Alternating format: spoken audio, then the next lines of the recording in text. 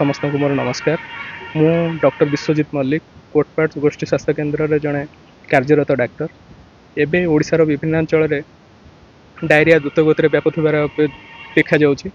यह साधारणतः दूषित जल और दूषित पानी व्यापी थाए। आउ एटा जनरली छोट पिला और वृद्ध लोकों ठारे बहु परिमाण देखा जाए।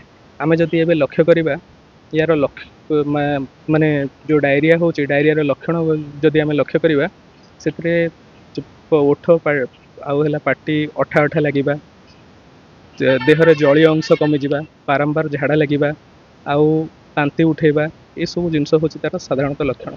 ये आकु एबे डायरिया को आमे केमती आमे रोकी परिबा। डायरिया को रोकिया हेले आमको प्रथमे दूषित जल और दूषित जो खाद्य अच्छी ताकू आमे बंद करने को पड़ो। जेनराली आम जदि जाओ कौन पात्र रे आमे स्वच्छ पानी रखुचंती से हाथ न बुड़े डंकी व्यवहार करवा, पानी को फुटेकी अध घंटा फुटेकी तापर पानी पीवा।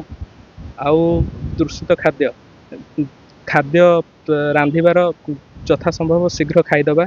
आउ खाद्य को 4 घंटा अधिक समय आमे रखिबानी। जदि 4 घंटा अधिक समय रखुचंती ताकू फिंगीदबा। आउ बाहर खाद्य एबे जेहेतु डायरिया बहु परिमाण में व्यापुची से आमे एबे बाहर जो खाइबा मन मिलूँ बाहर खाद्य आमे खाइबानी। आउ आमे निजर परिष्कार परिच्छन्नता प्रति टिके जत्नवान हवा। जेमिति कि आमे खाइबा पूर्व हाथ धोइबा, आउ शौच होइकी आसिया परे हाथ धोइबा, आउ रोषेई करिबा पूर्व बासन को भल भाव में सफा करिबा, आउ रोषेई करिबा पूर्व हाथ धोई रोषेई करिबा। आउ जनरली आउरी माने एटा गोटे जल द्वारा व्यापुथिबा रोग। जेमिति कि एटा आमे बाहर शौच करने को गले माने बाहर शौच कले यार संक्रमण बहु परिमाण में बढ़ी थाए। से लगी आमे पाइखाना शौच करवा, बाहर आमे शौच करवा नहीं।